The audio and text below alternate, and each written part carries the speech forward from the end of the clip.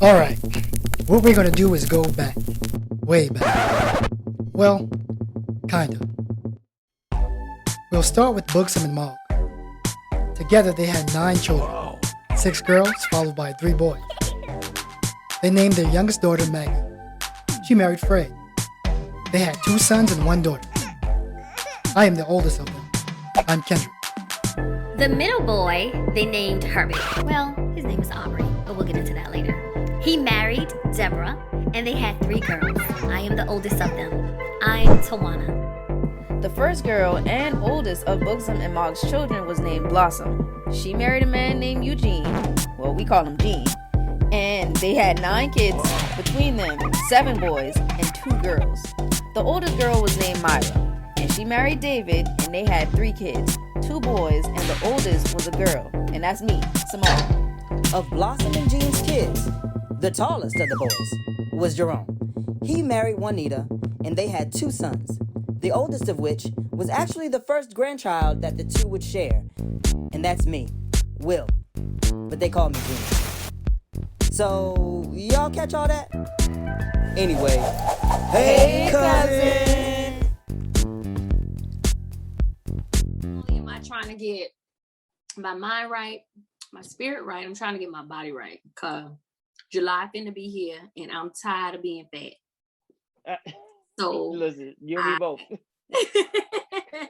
So I have committed to doing this, not workout, but just kind of incorporate 45 minutes to me for me at least 4 days out the week as far as workout is concerned.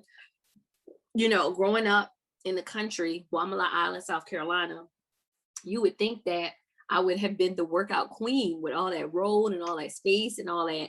You know, I mean, there's no reason for me to not have created some type of workout regimen, but I didn't. So here I am 2 kids later and about 25 pounds overweight, and I'm sick of it. And I am going to, I'm working on, so here's my meal, y'all. It's disgusting. I like this, I like the salmon, but this black bean fettuccine, bitter as can be. But guess what? I take the bitter over that fat stomach. I take that bitter over that fat stomach any day. So anyway, last week we were talking about generational curses. We went down we unpacked a lot last week. Great conversation, but we did not get to finish. And one of the things that I feel like in my home, my dad was the breadwinner. My mom was kind of like a stay-at-home mom. She had me. I'm the oldest of 3. So she had me and my sisters. And she used to take care of us, and my dad would go to work. And as far as money is concerned, we used to get allowances, but we weren't taught to save. We weren't taught to save money. We was like taught to, you work and you can spend it on whatever you want. Instead of, look, you work, but you need to save some and put some up. Now, we were taught about tithes and offering, put your 10%. We were taught that, but we weren't taught about life insurance options. We weren't taught about IULs. We weren't talked about stocks and bonds and mutual funds. And we weren't taught about just wealth wellness, you know? So we wanted to kind of take this opportunity to kind of talk about that today, and some of the different things that we have done as far as strategies to build multiple streams of income. When we first got on, Kendrick was telling us about some stock options and some different things that he has been doing as far as wealth generation and wealth creation. So I'm gonna let him take the conversation over. All right, so I mean, like just like Tawana was saying, you know, I was told to save, but the thing about me in my mind, if you tell me to do something, I want to know why. So when it came to savings and things of that nature, I would save a little bit, but I did more spending than saving. When the insurance person came around or the banker came around, you had to leave the room. You know what I'm saying? I think in a lot of different cultures, their kids are included in the process of financial management is kind of like normal, you know, as a part of their day-to-day lives. They talk about the family budgets together. if they tell you you're going to save money, okay, you're going to save money to do something with this money. You're going to either put it in the stock market, you're going to buy some stock options, you're going to put a down payment on some real estate, things of that nature. And I think that we weren't quite given that roadmap early. I think right now, over the last few years since I've been an adult, my dad talks more about finance with us now, but when we were coming up, it was like, save your money and, don't spend it all on a bunch of dumb stuff, which kind of went into one ear and came out the other. But since this pandemic, what I've been doing is with my earned income, I've been keeping a whole lot less liquid cash. So I put most of my money in my brokerage account. So I kind of keep back what I need for the month, but everything else goes in my brokerage account. And I've been taking classes to learn about stock options trading, just options trading. And I'm about to take some cryptocurrency and some other classes also. But I've been paper trading for the last month. And this week here was my first time actually using my money. So I put $500 on an actual stock option contract that I bought after doing the research and all that good stuff. Hey, I made $444.72. So the 444 was there, but I looked at the clock to see what I had earned at 11:11. Confirmed it at 2:22. So it was a whole bunch of numbers going on, so I'm kind of excited about that. But at this point, once you understand how the market works and you understand the concept of making your money work for you, then your life kind of shifts to a different level. Because there's only so many hours in the week that you can work. But the returns you get once you take the time to kind of learn and do the research. Now, it's not going to be easy. And I'm naturally analytical as a person, so I kind of get into the numbers and watching the trends and things of that nature.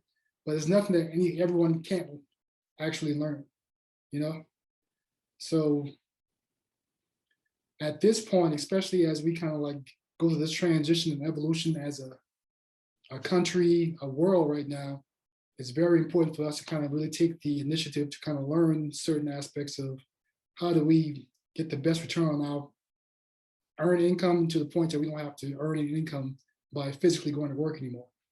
So that's my goal. This year's my focus is my investing and also looking at business opportunities, building my business credit, building my personal credit to a point that you can really have options to continue to make different returns and increase returns across different borders. At that point, you can kind of travel like you want to travel. You don't have to worry about skinching and saving, trying to get from week to week, for the simple fact that your money is always working. So that market is 24 hours a day. So you can watch your money grow or not grow every day. So money is constantly turning. Even with the stock market, the returns and the constant moving of your stocks and things of that nature is always either adding to your investment or taking away. But for the most part, if you do it wisely and kind of set your goals going into it, you actually kind of get a really good return. Because details of knowing when to get in and when to get out the market, but you have to actually kind of really invest in your own education. And I'm trying to get my son Caden ready to kind of step into those shoes over the next couple of years, so I can create a fund for him so he can kind of jump into it when he's 18. As far as a group of people, I think our financial stability is a cornerstone of our success in really being a competitive force as a race in this society. So that's my takeoff on the whole financial management piece. Agree, because I think one of the things that, as far as traditional generational curses go, is we come from, our family comes from the country, basically. And so it's people who have had to pull themselves up by their bootstraps and work for every penny that they earn. And so there's this mentality that's been passed down from one generation to the next generation, is you got to work real hard in order for you to get anywhere you're going to go, and don't worry about nothing else. Just keep your head down and work. You know what I'm saying?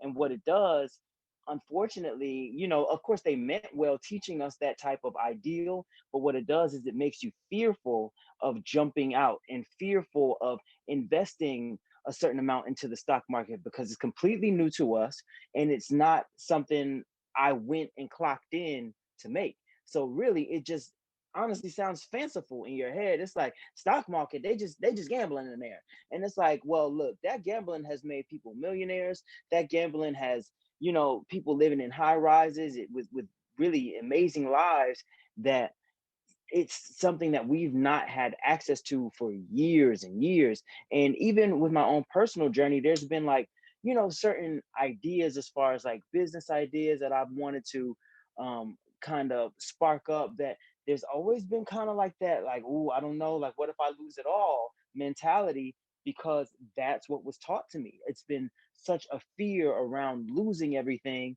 essentially from people who started out with nothing. You know what I'm saying? And as I'm getting older and, being a dad, it's like, wait, I have to discover these things that are holding me back and kind of start to unpack them too. It's like I'm trying now to completely eradicate the fear. Cause yeah, I've had moments where I haven't had anything. You know what I'm saying? And guess what? I've made it out and I can do it again. And all I have to do though is consistently try. Because if you don't try, you will never prosper. You will be working until you are at retirement age. And with everybody on this call, by the time it's time for us to retire, it probably ain't gonna be no social security left. I mean, we've been hearing that honestly for like the last 15 years when honestly that conversation started sparking up. And I'm like, wait a second, y'all been taking from me day in and day out ever since I started working at 15. So you mean to tell me this thing that I poured into so long isn't gonna pay off for me? And we come from also a generation or a family environment where we listen to our elders. You know what I'm saying? We are obedient to what it is that they have laid out for us, and we trust the things that they'll say, and not to come against them or nothing like that. But honestly, the way that the world worked back when they were discovering the world is completely different now. Like you can trade stocks from your phone now, and you might not be able to find a job tomorrow by just going and putting on your good suit and talking well and all of those things that seem so matter of fact for them are not on the table anymore. So it's like we're in a stage where we got to go out, we got to get it, we got to work hard, we got to take all of these things and like put them into a big pot. Like even the things that they taught us about working hard and being diligent and always approaching whatever you do with your best. Yeah, that's a great quality to still hang on to, but we got to start pouring that into now the things that might be residual income streams, like into starting the businesses, into trying our hand at the stock and seeing, what it might come from. I had an experience myself, to your point, Kendrick, like probably about 3-4 years ago, I decided to start doing the same. So I got into stocks and I took a course and I learned a lot about everything. And at one point, I was up like 4 grand. Like I was day trading like pretty consistently, and like I put in maybe 1,000 or 1,200 altogether, and I was just about to hit 6,000. And then I got into a trade, and just like you said, Kendrick, I got greedy, and not even necessarily greedy. I got emotional, and so it started going down, and I was like, "Oh no, it's gonna come back. I believe in it." Blah blah blah, and everything that I had learned in the software program, like taught me that that was the opposite of what was going to allow me to win. It said, if you are at a point where you have lost more than the initial loss amount that you were willing to see go when you entered in that trade, it's time to cut your losses. Like if your possible gain is 6%, your possible loss needs to be maybe 2%. So that way you're not losing all of your money. Y'all, I was in that mug for like months, stressed out every day, checking my Robinhood app. Finally ended up losing like half of everything, right? And finally, I just cut my losses, jumped out, right? Here we are 3-4 years later. I would have tripled my money had I not left the game the way that I did. And even at that time, I had crypto at the time too. I had Bitcoin when Bitcoin was 9 grand. Bitcoin is like $55,000 right now. You know what I'm saying? But all of those things, fear held me back. I didn't know any better. When Kendrick says what goes up must come down, it's true. The stock market is a cycle. Like Warren Buffett, like he sojourns that concept. And honestly, I've lived it now. You know what I'm saying? I was fearful because I'd never seen it work in real time. But now I've had myself be at the bottom of a trade, run off, and then 3 years later, when like my curiosity made me go check out what's going on with the stock, and here it has like quadrupled, tripled up from what it was before. So I see now, A, stop trading with emotion, and B, even if I do find myself a little out there or hung up, like it will come back because that's how it's supposed to work. You know what I'm saying? And I think the more we try things, the more personal experience we have. And I know for one thing, if I don't trust nobody else, I trust myself and I trust my own personal experiences. So now that I've seen it, I can be a little freer with how I try next time. You know what I'm saying? And I think even if you come from a family who don't know nothing about stocks or real estate investing or anything that could potentially make you wealthy, all you have to do is try. You know what I'm saying? Just start trying with a little bit here, a little bit there, and who knows where you'll go. You know what I'm saying? Like you miss every shot you don't take. And honestly, I have to remind myself of that all the time. Like even when it comes to setting up my kids' account, like I got a little STMA account for him. So it's like basically a brokerage account that I can be in control of until he turns 18, and then it's his, but my parents didn't have anything like that for me. So it's about teaching ourselves and teaching one another how to start these things that could potentially set our generations up for greatness. So my contribution to this conversation is, number one, everybody is not a risk taker. And with the kind of work that I do, I kind of speak to the moderately conservative people that want to make money, but they're like, I ain't doing no stocks. I ain't doing no mutual funds. I ain't doing no EFTs. I ain't doing none of that. No variable accounts. Okay, sis. Because guess what? Me neither. And first of all, whenever I do, so the type of work I do, I'm a financial professional in the insurance business. And when I found out about annuities, I was like, why hasn't anyone ever told me about this? Because with annuities, your money grows over time. And it's a great way to participate in the stock market without putting your money in the stock market. So when you basically invest in an annuity account or index annuity account, you're playing on the interest that the Fortune 500s gain, the S&P, the NASDAQ, all of those different, ticker symbols. You get to actually play in the market, but you're not in the market. You're playing on the interest that it makes. So I didn't know anything about this until I got into it.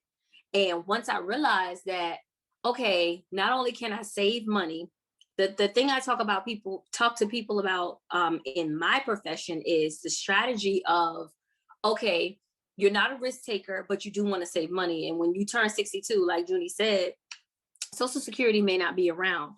The thing about Social Security is funded based on what we're doing now.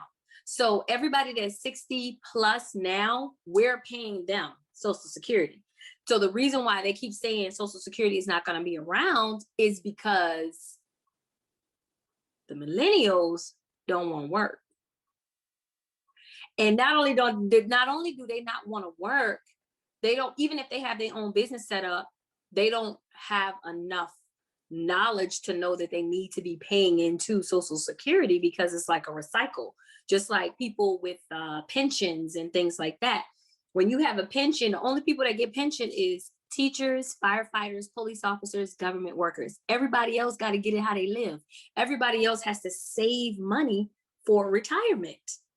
Point blank, period. And you know, there's no way around it. And if you're not saving in an IRA or a Roth IRA or the tax codes 403B, only teachers can save in that. 457 teachers and government workers. So if you're not saving in some type of retirement vehicle, when you turn 62, ain't gonna be no money there for you to live off. So you have to know that, okay, the first thing I tell people is know what your risk tolerance is. And your risk tolerance is understanding that money grows in 3 ways. So money grows in a fixed way, money grows index, and money grows in variable. Variable is what Junie and Kendrick was talking about.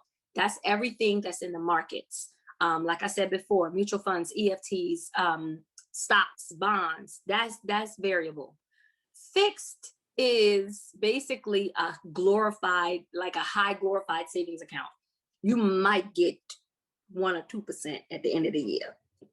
If you save that for 30 years and it's in a like an annuity and it compounds interest, you put 100,000 in, 18 years later, you might have 170,000.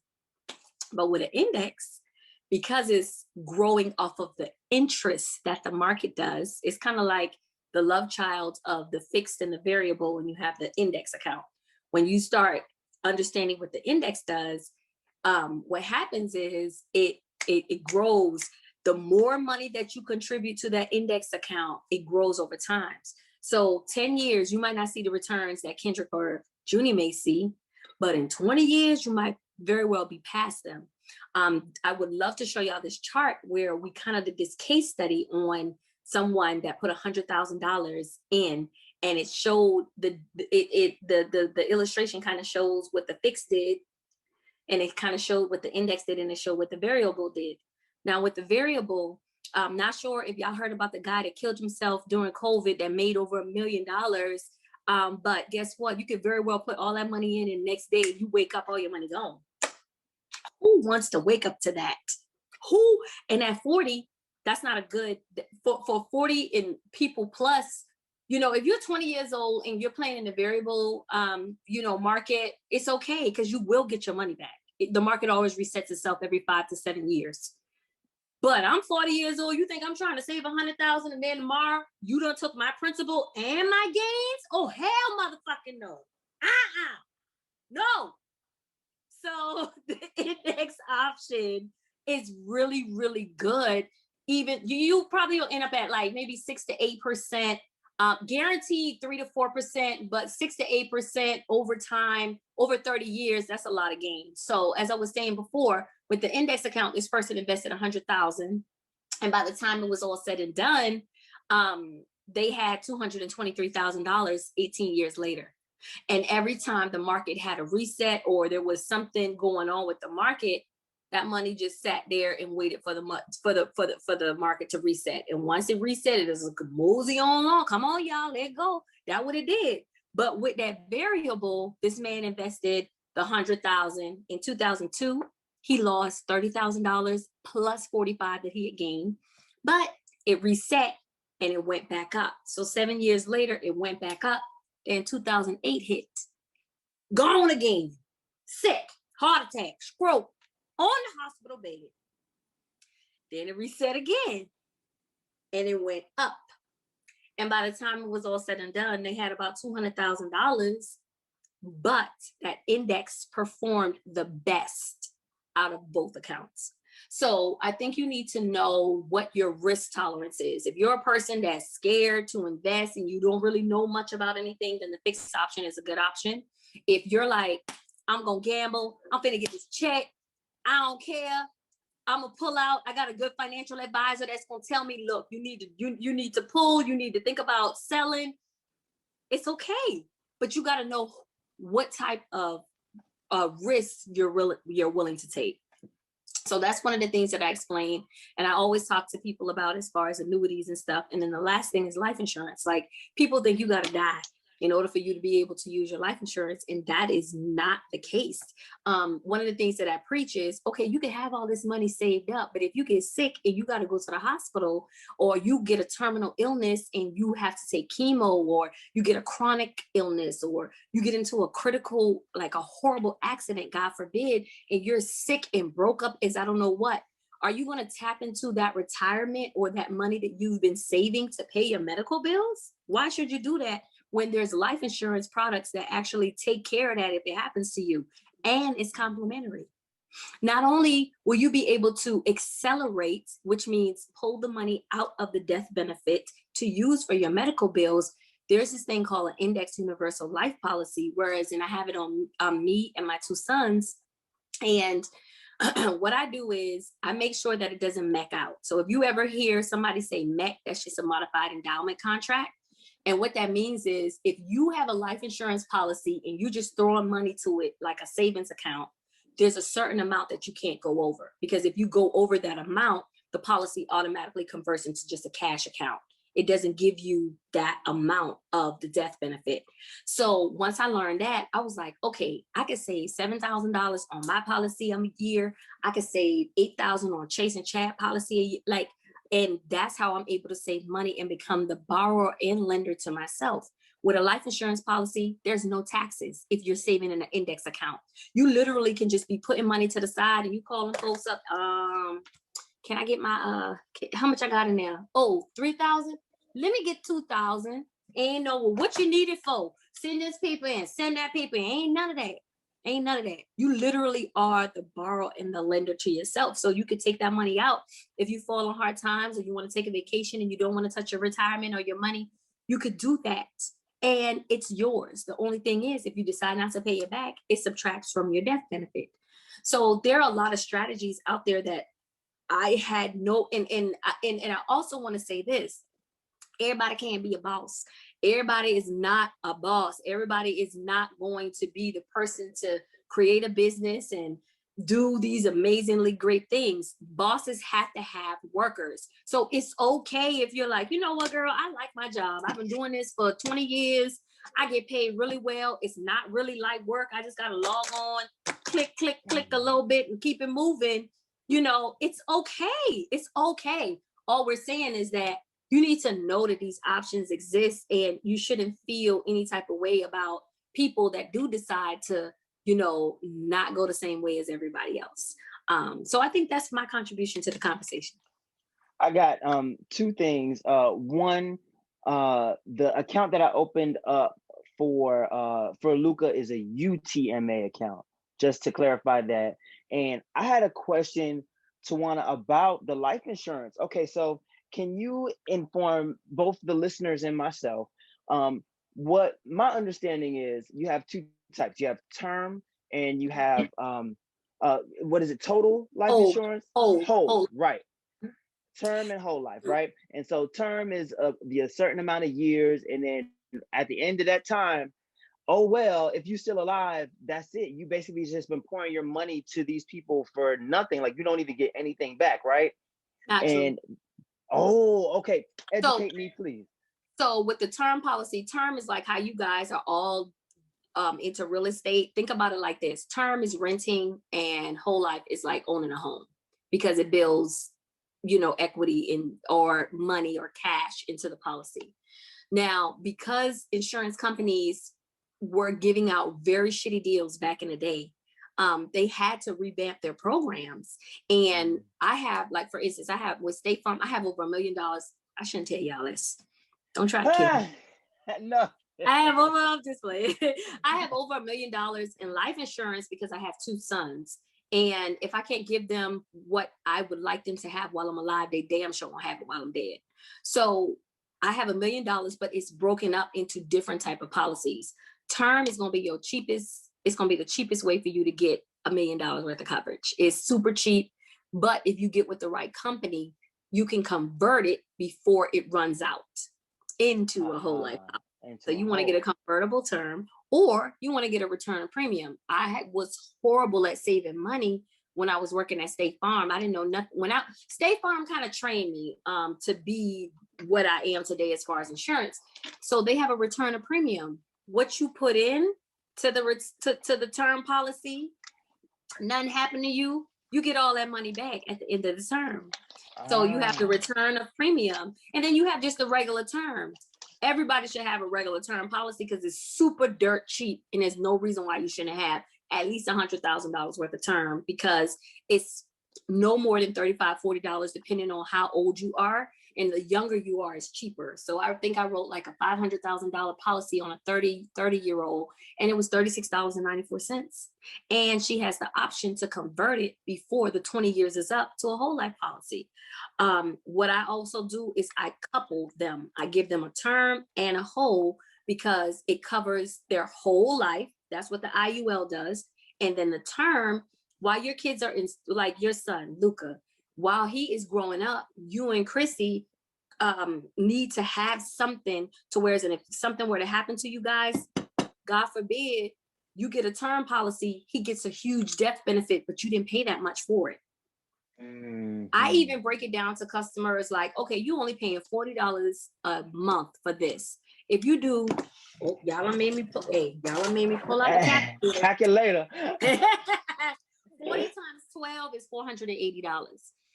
$480 times a 20 years term, you only pay $9,600 for the term policy, but you get a $500,000 or $1 million benefit.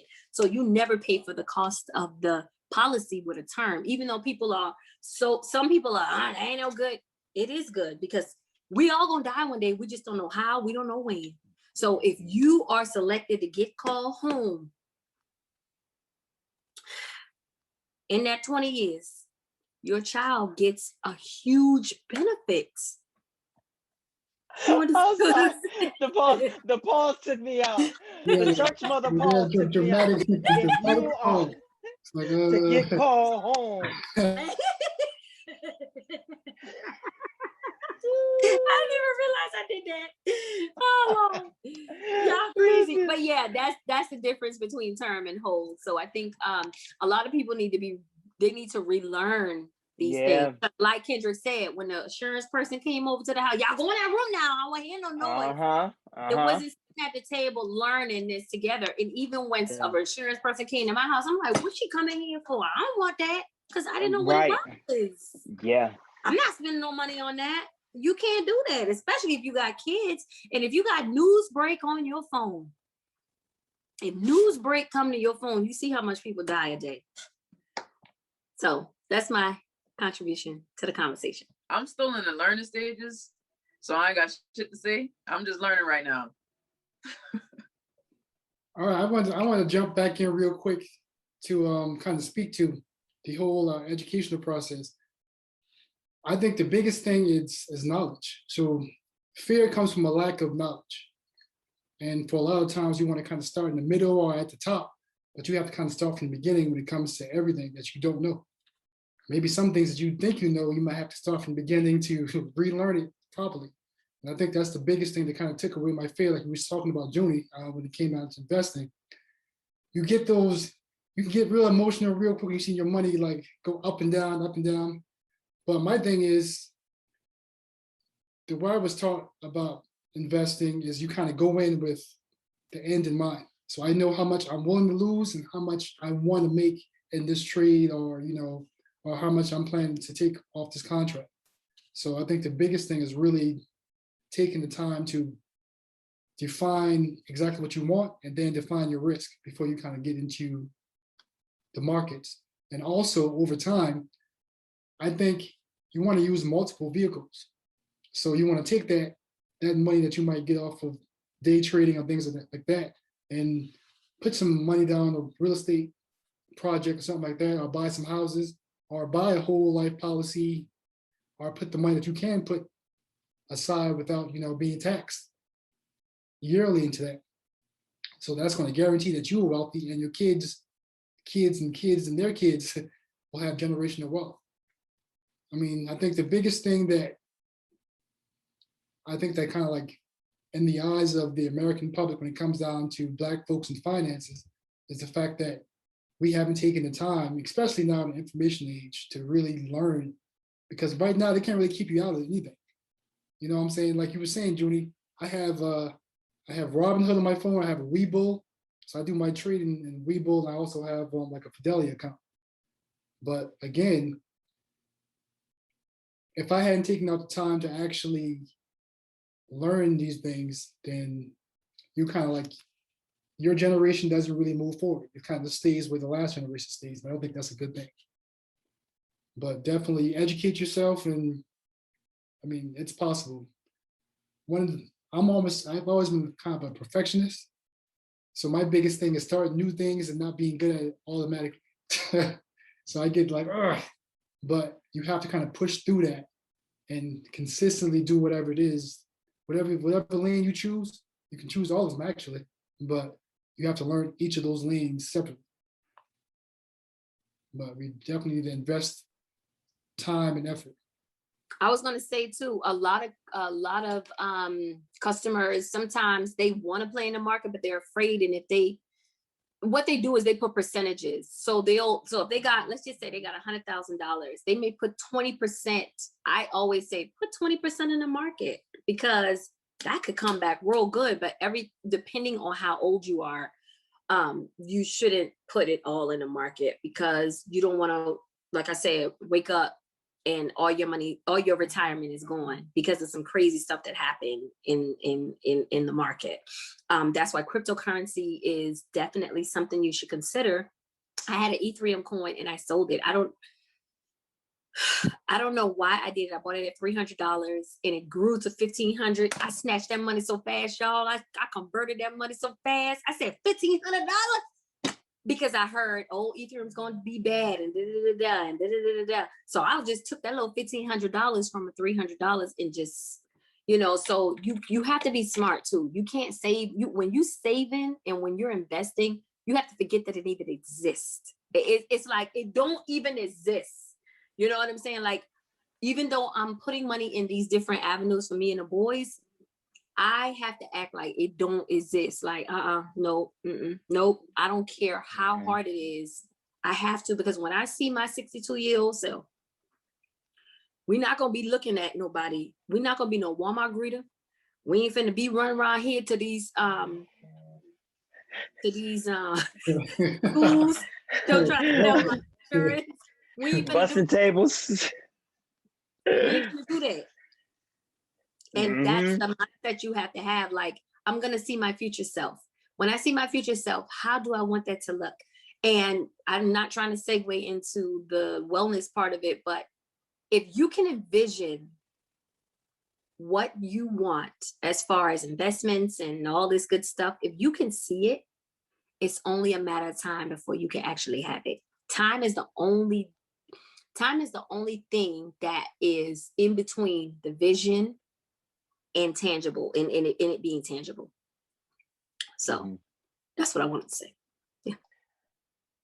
I did forget that I did dibble and dabble a little bit in the stocks. As a matter of fact, when I was working at the call center, I was working at T-Mobile's call center. And at the time, all of the employees were given a portion of the stock. Now, at that time, I was like, kind of like maybe a year or two out of high school. And I still didn't know shit about stocks or saving or none of that stuff. I had a really good job, and I didn't take advantage of it because I didn't know the stuff that they were offering me. I'm like, okay, they paying me well. I'm getting a good little bit of money on my check, and that's all I knew. You work, you get a check, and that's it. I didn't know about all of the benefits they offered. They offered a health savings, like a health savings account that I had access to and money in that I didn't even know until after I stopped working there. I had like over $2,000 in a stock that I did not know anything about. Unfortunately, I came up on hard times and I was like, man, I got the stock. Let me just sell this shit so I can have some money.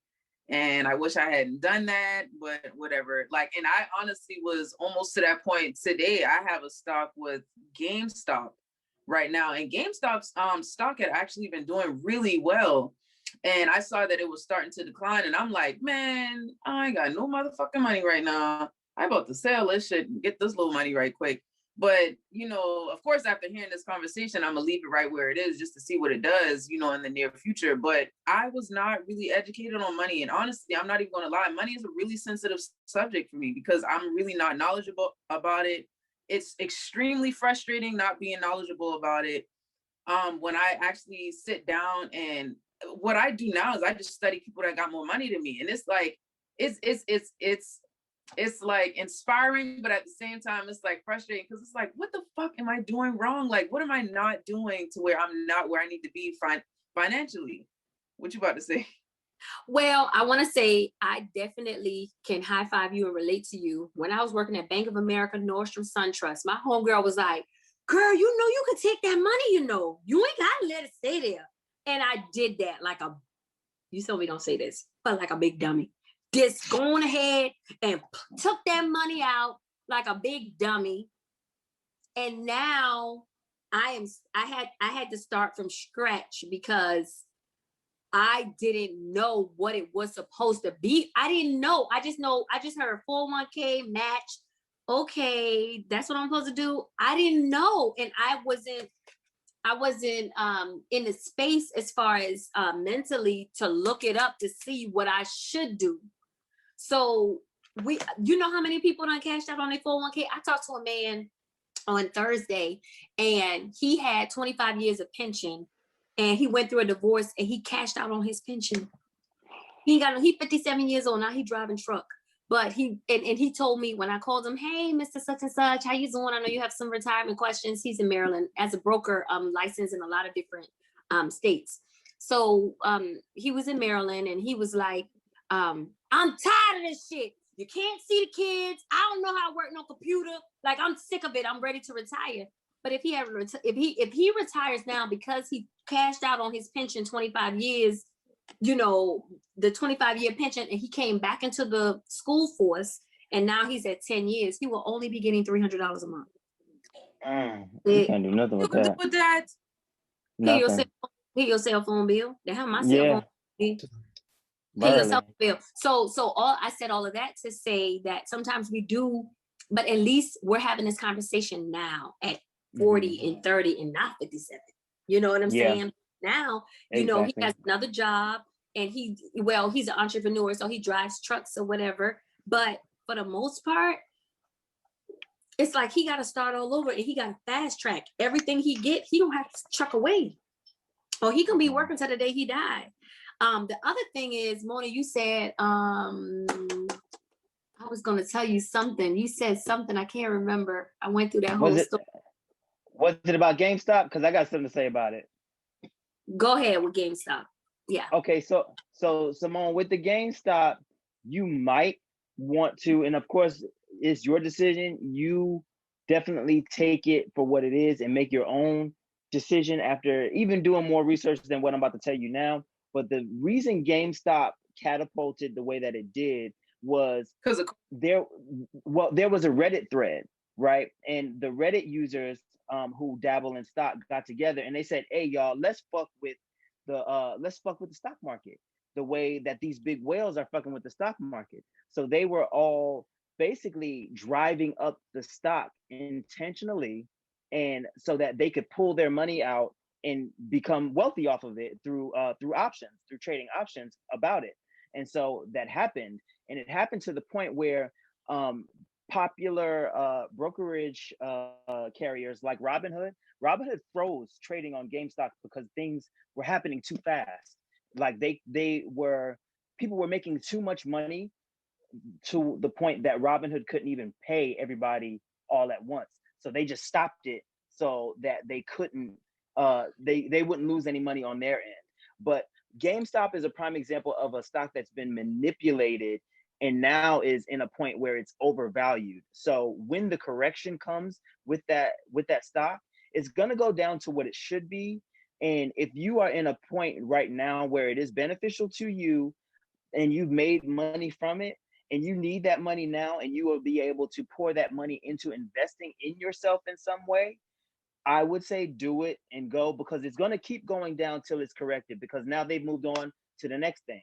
You know what I'm saying? Right. Dogecoin was last week's big pump and dump, as they like to call it. And Now I got some money in Dogecoin and I'm just letting it sit there.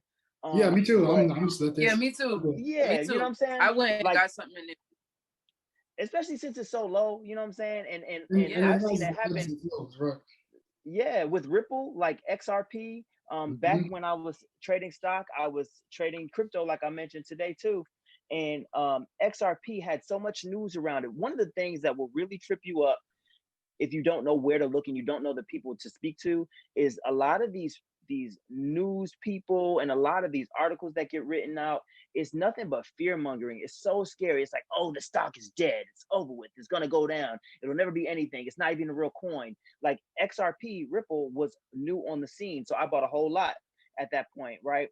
And I think I bought Ripple when it was like 10 cents. It had gone all the way up to like $1.20, and it started going back down. I was like, oh, they were like, it's done, the coin's dead, it's about to be under a cent again. And Ripple is back up to like 150 or something like that. I pulled my money during that time based off of the fear mongering with that particular type of crypto, and now I've learned that lesson in particular.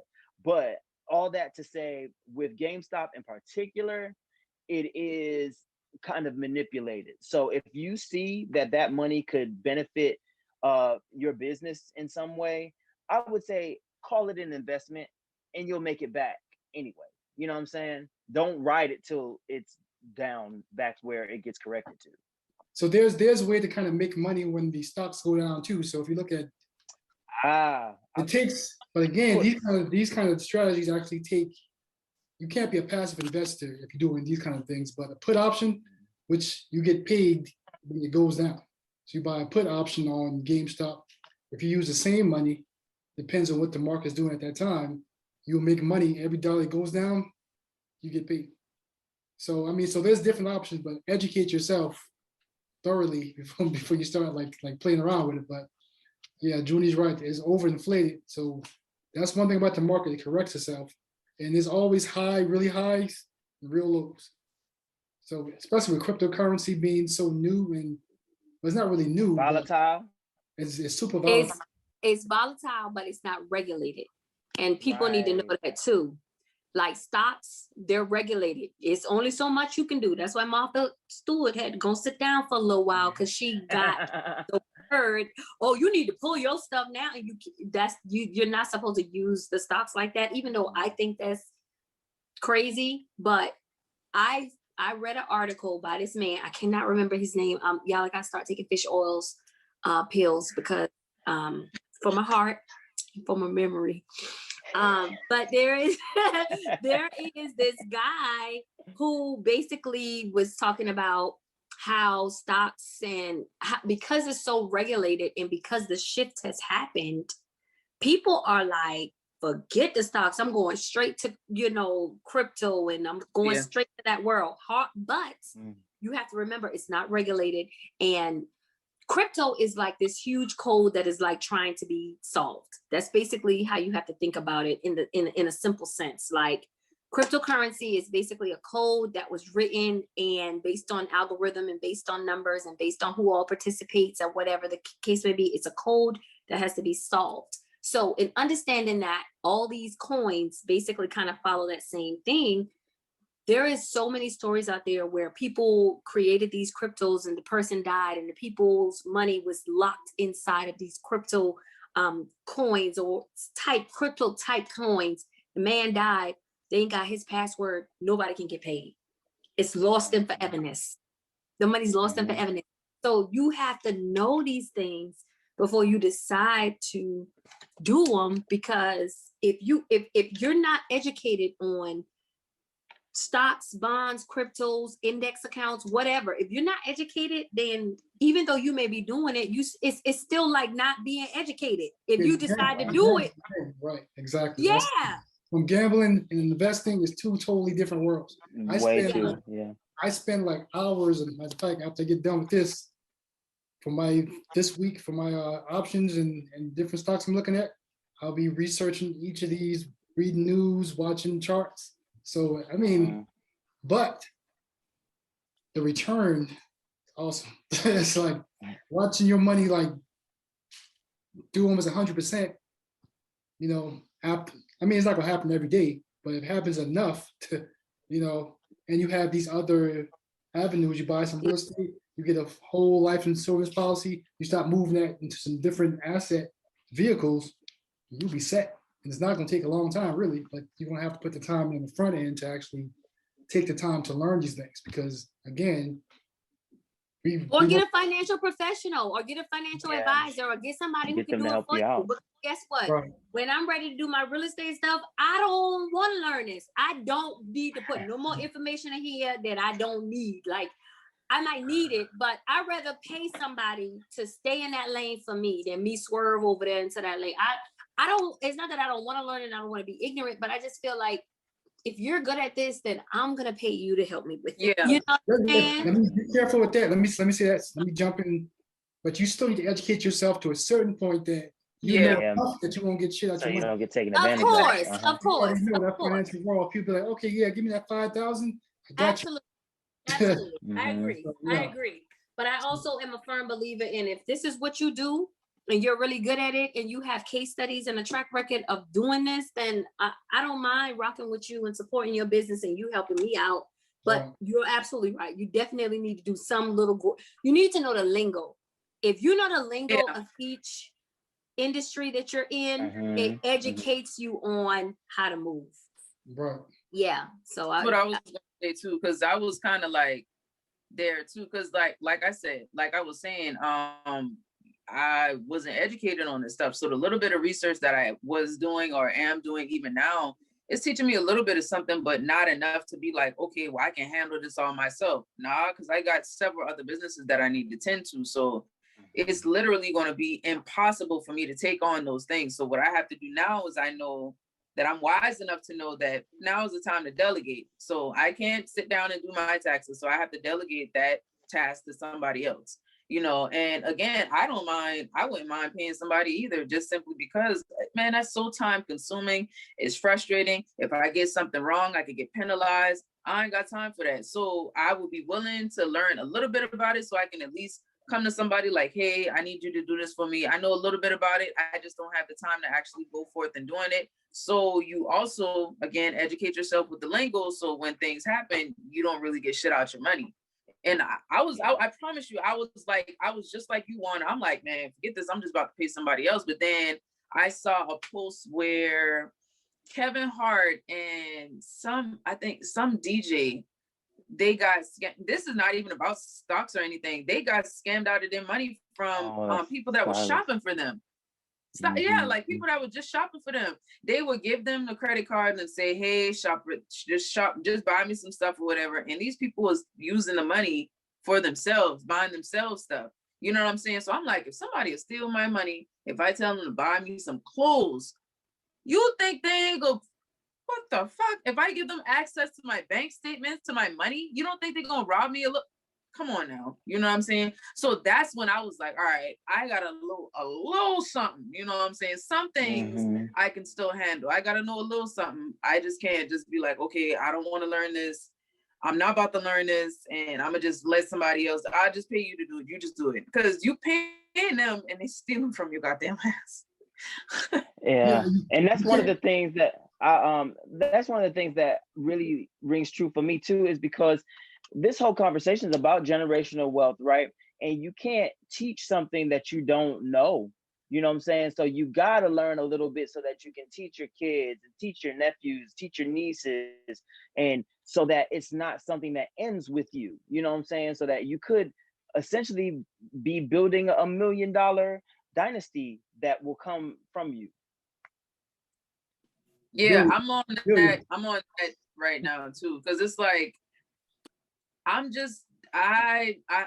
that broke feeling is just such an uncomfortable, nasty, peasant-filled feeling. It's so nasty. It's so disgusting. I wouldn't wish that on anybody. And because I'm actually going through it, I would never allow my children to have to go through something like that, ever. So everything go ahead. Moni, I'm so glad you said that again, because that's what I wanted to say. I feel like my brokest times was when I was chasing money. When I was chasing money, it just kept running further. It was like, dust me, dust me. Y'all know I got to tell a joke. That money used to dust me like Chase a Chad when I'm running the hills with them. Them little trying to be dusting me, y'all. But that the whole mindset of me chasing money. Oh, I gotta get paid. I gotta do it. As soon as I was like, you know what?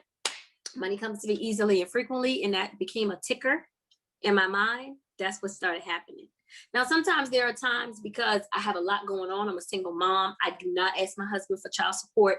Sometimes my money be hung up and I have to, wait and stuff like that. But it's no more robbing Peter to pay Paul because all of my bills from March is paid.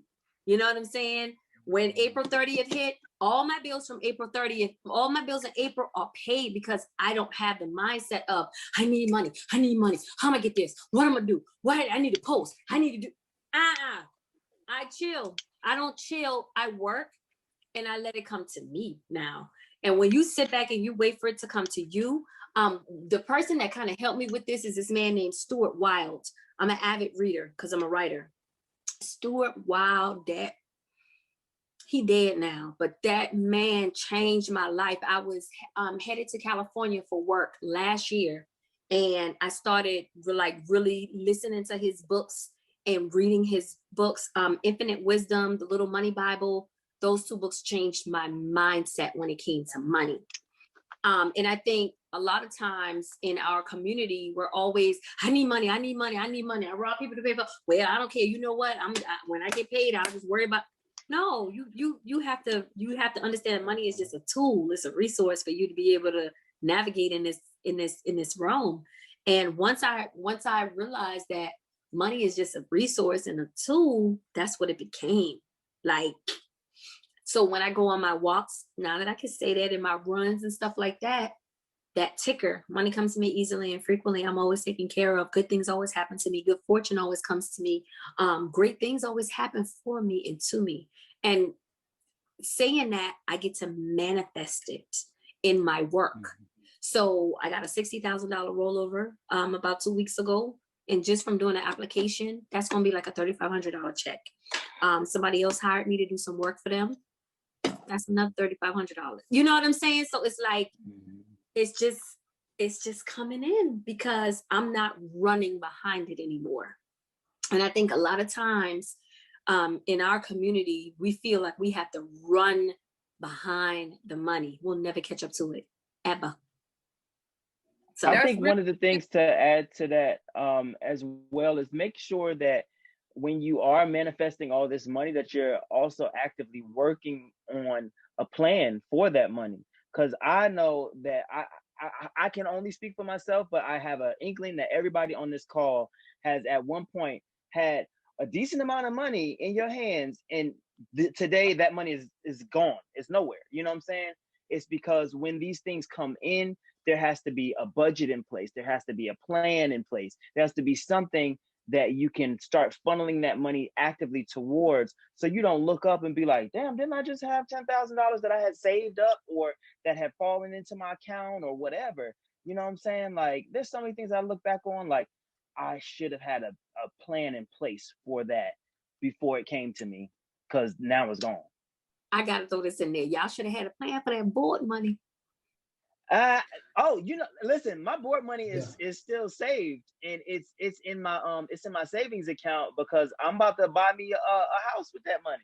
That's gonna be my tax. I never got too far. I got a couple $100 at that deal. Yeah, a lot of people didn't go all the way because we as a community, it's crazy that so many other communities are able to kind of participate in crowdfunding or crowdsourcing and get nail shops, Chinese people, get nail shops, get Chinese restaurants. They wait their turn. It takes 6 months sometimes, but Black people don't want to wait for nothing, Man, but it works for so many other cultures, West African communities like Liberians and a lot of those people, they say they do it the traditional way and they don't do it like the 8-to-1, 4-to-1 model. But for the most part, a lot of people, one of my son's girlfriend, his mom is from Antigua and her dad is from Jamaica, and they're married, and literally they participated in Susu or whatever. And 1 year later, they saved $20,000 and they were able to move to Atlanta. You know what I'm saying? Just from pooling their money and waiting their turn to receive. So a lot of times, and so many hedge funds and so many other cultures actually incorporate this into their investment strategy, but they're not expecting their money next week or 3 days later. They're going to wait their turn, and they're going to wait until, you know what I'm saying? But one thing about money is it grows over time. I'm sorry, that in my experience and from what I do and from what I've seen, like $100,000 rollover into an IRA, which is an individual retirement account, I've seen that $100,000 because of compound interest. The first year it didn't do nothing but like 4%, but 3 years later it's like this girl got $50,000 extra just from letting her money sit. She ain't even contributing to it no more. She don't have to. She don't have to. It's just sitting, and the company is divvying it out, putting percentage over here, over here, over here, over here. And when a call comes back, when you get your statement, this is how much you made because you let us play with your money. So I wanted to add that to the conversation too. Yeah, I think you said something like big. The biggest thing, again, we always go back to mindset. So it's mindset first, because if you're not taught that money is a tool, you're going to use money as, this inflated value of yourself. Okay, I got this money. Gratification, yeah. Money that's not moving. That's why I started, like, I keep enough money to pay my bills, and everything else at this point goes into my brokerage account, and it's always working. My money's working all day. It's working. Well, I ain't got no money in the 24-hour markets right now, but always moving because I understand it's a tool. So I know exactly how much I'm trying to gain from this initial investment, and I know what I'm going to do with it after. So the mindset first, the mindset allows you to plan. And then when you have a plan and the right mindset, things like Tawana was saying, kind of like starts to fall into place. It's not going to fall into place overnight, but over time, and I don't even think it's a long time for the most part. You can say, but after a couple of years, yeah, compound interest is like they said, the eighth wonder of the world. I was just gonna say, as me being the youngest in the group, like I know each of you guys had a chance to, like, after you graduated high school, you went straight into the workforce and, kept your jobs for as long as you could, before you kind of moved into entrepreneurship. And I kind of didn't really have that same path, you know what I'm saying? Like, after I graduated college, I did not go into the workforce. I literally was like, okay, I have been working since I was 16. I don't want to do that. I want to start my own brand. I want to start my own company. So moving from that to this, it is tremendously hard it was for me tremendously hard because all I knew was to work for $1. Go to somebody's job, get an application, work on their job, make them millions of dollars while you get a little bi-weekly check or whatever. So transitioning to working for yourself has been a monster. It's like, like, how does this even work? So that's why I was like, okay, in the first couple of years of me organizing and actually forming my actual business, it's just been kind of weird because it's like, well, I don't know as much as I thought I needed to know when it comes to money with business, even so. So it's like you really got to kind of prepare yourself for that. But I also wanted to kind of piggyback on what you guys were saying about how we grew up. Like that, those things were not something that we were taught in the household. You were just taught okay, go to college, get a good job, you know what I'm saying? Pay on your, pay your tithes and your offering, pay on your insurance and stuff like that. And that's really it, and if we were told to save, I'm the type of person, you got to tell me why I'm doing something. You can't just tell me to do something and it does not, like, why? What am I saving for? What am I saving for? What am I saving for? YOLO, nigga, I'm about to go to listen, I'm going to the mall. I'm getting these shoes. I'm getting fresh on these hoes. Like, what am I saving for? Like, nigga, you only live once. But now that I'm older and it's like, okay, you don't just save just to let the money sit. You save to invest. You know what I'm saying? I didn't know that. I didn't grasp that concept. And I done let a lot of money kind of touch my hands and literally just go. Like, I don't have shit to show for that shit right now. Yeah, Moni, you're not the only one. You ain't gonna be. You're not, definitely not. and you ain't gonna be the last. Right. Definitely not. When me and Kendrick first moved to Atlanta, right? It was like, oh, I get to save money. I saved up about $2,000 and tore down Gwinnett Place Mall. You hear me? Let me tell y'all something. I said, oh, I got enough money to go. And it was, and it's crazy how money is it's like emotional. You emotionally spend. Like how people emotionally eat, emotionally spend. I was going through something with my ex-husband, and I'm like, man, fuck that. I'm gonna go spending money. But that was a detriment to me. Like I go and I buy all these things I wanted, but I still had to deal with him and what we were going through. You know what I'm saying? So you can't beat yourself up about things you don't know, because like we've started this conversation saying you don't know what you don't know. But once you know, and once you learn, you have to apply it. I mean, that's just know better, you do better, like old people say. Yeah. No better you do.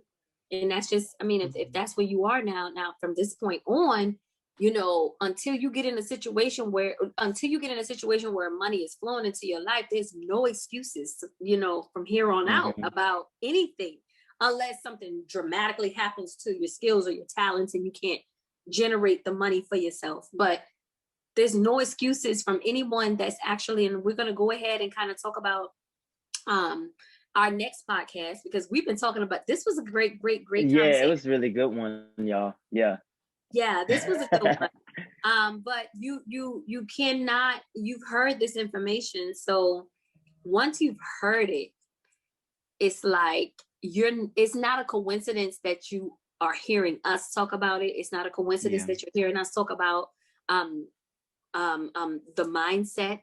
I definitely think we need to really talk about the wealth wellness of understanding that we have to maintain what we get. And I think it's a psychology when it comes to building that strength within. Because if that strength is not built within to say, I'm not touching this money, I don't care what happens, I'm going to figure it out. Because when I turn 62, I don't want to keep working, because Social Security ain't going to be, like, if you're hearing this conversation, then it's for you. And this is how the Most High or whoever your deity is, this is how the information that you're supposed to have right now concerning money is supposed to come to you. So you need to take this information and you need to apply it, or you need to hit us up. Because guess what? I'm ATL Insurance, Jake Boo, and I can hook you up. You hear me? Okay. I had to throw that in there, y'all. I love making jokes. I love making people laugh, because sometimes these conversations are heavy. So you want to kind of bring a lighthearted feel to it. But that's all I got. That's all I got for my summary. What y'all got? When it's time for God to call you home.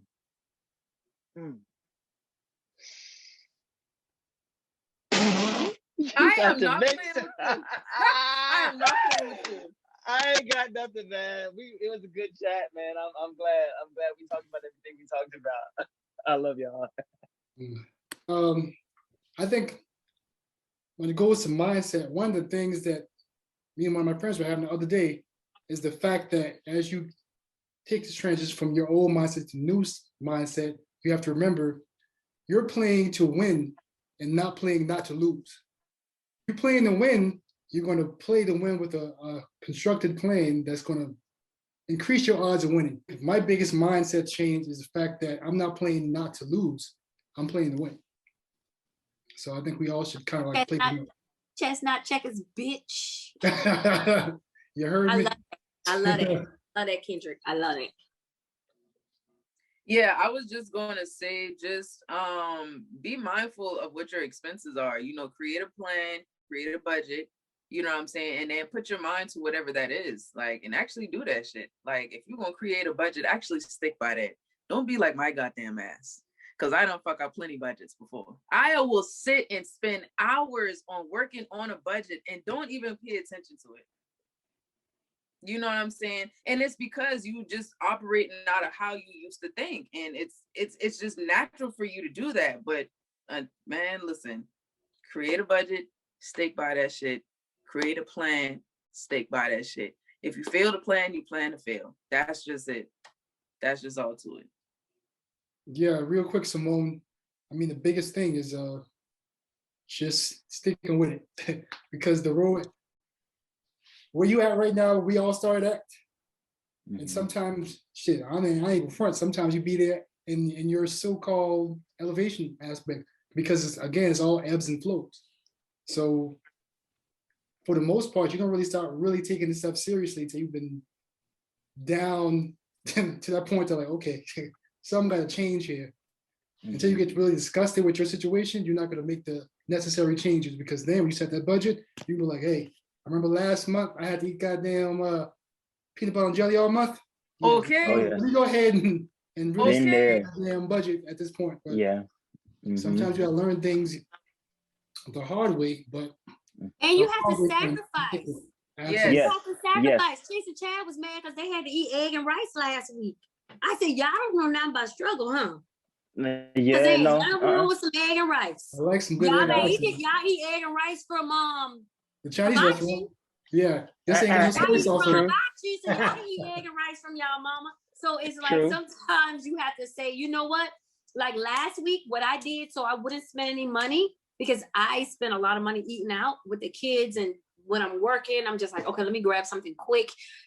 It's not, that stuff is not good for you. But I said I'm not spending any money. And I literally, I went grocery shopping just for them. For me, I was drinking tea. I was drinking water. I was walking because I am disgusted. Like Kendrick said, you have to get disgusted with being fucking broke. Oh my You God. have to be like, I ain't finna keep doing this. Yeah. I'm not. Yeah. You have to get disgusted with whatever it is. I got disgusted putting my clothes on, losing weight, gaining weight, losing weight, gaining weight. I got disgusted because I've gained weight again. When I already had it under control, I got disgusted when I put my clothes on and I had to pull that pants up over my stomach. Disgusted. No. That's all I got. I'll tell you. That's all I got. You know what? I think this leads itself to a possible another podcast too, like maybe a little down the line. It's not on the original list, y'all, but we can talk money all day. Like, and I think if we can get into a point where we can kind of round robin some of our money saving tools and our budgeting tools, the things that have helped us throughout the years, and pour into one another to where maybe it's something that you went through 5 years ago that could help me today, or something that we all went through 15 years ago that could help the listener out there that's just getting started or may have fallen off the wagon or whatever. But I think money in the Black community is a very, very, very serious conversation because it's not something that we've always been having access to. Like, we used to work for fucking free for centuries. You know what I'm saying? And like now money kind of is new to us. So obviously we inherently are a little bit ignorant to how it works. And that's no fault of ours, but the responsibility now is on us to teach ourselves and help one another out. So I think that would be great for future planning. But yeah, I think we got it, y'all. Good conversation, y'all. We're gonna see y'all next week. If nobody else, Mona, you got anything you want to add to the conversation before we wrap it up? No, I said all I need to say. Okay. Well, thank y'all for joining us. I hope this information was definitely not only motivational look at me. Motivational. Motivation, but inspiring, but and also educational and informational. I wanted to say all those words because that's what this was for me as far as the stocks and understanding that when you diversify your portfolio, it's kind of including all of these things in, whereas when you see your future self, you're ready. So we're gonna see y'all next week, and I guess y'all will find out what our topic is next week. I think we want to talk about some weed. I don't know if they want to talk about weed and cannabis and all that good stuff. I don't know. But this was a great conversation, and like I said, all of our information is below. So just hit us up, and we'll be more than happy to give you any type of information you need. See y'all. Hey, cousins. Hey, cousin.